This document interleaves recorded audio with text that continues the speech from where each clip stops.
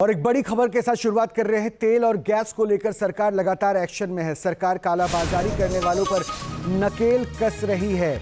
इसी को लेकर पेट्रोलियम मंत्रालय का बयान भी सामने आया है और कहा है कि देश में 40% एलपीजी उत्पादन बढ़ा है।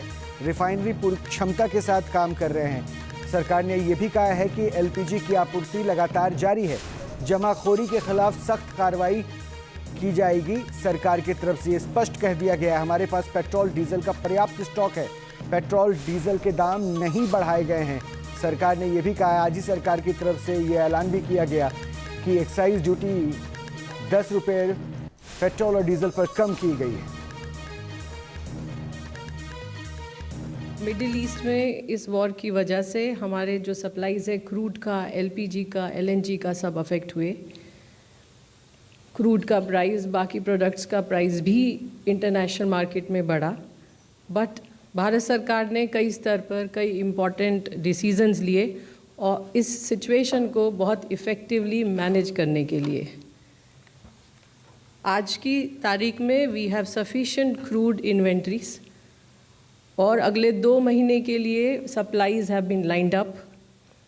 Situation is comfortable with respect to LPG and PNG also.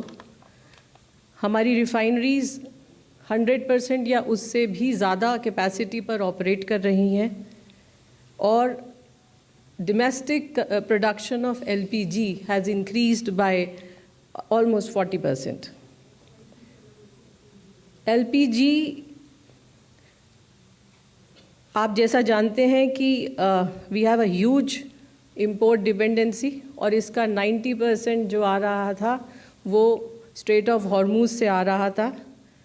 इसलिए भारत सरकार ने निर्णय लिया कि डोमेस्टिक कंज्यूमर्स को प्रायोरिटाइज किया जाएगा और इसी क्रम में उनको प्रायोरिटाइज करते हुए कमर्शियल सप्लाईज़ को सबसे पहले कुछ समय के लिए रोका गया।